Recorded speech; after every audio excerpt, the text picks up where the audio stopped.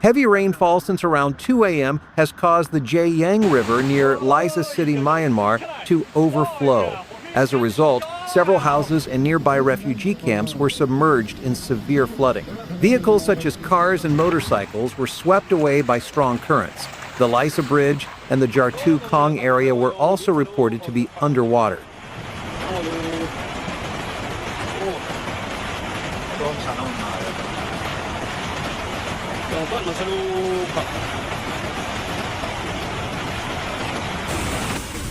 The flood impacted refugee camps in Jiayang, Jartu Kong, Swoot Mung Ong, Phon Lam Yang, and Mung Shai Yang.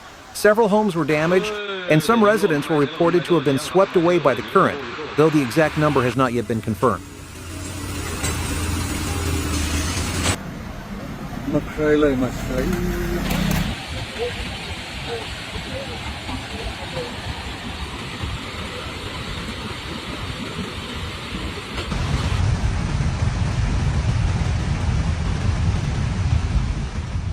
A local resident stated that the water level has started to recede, but some areas remain covered in mud.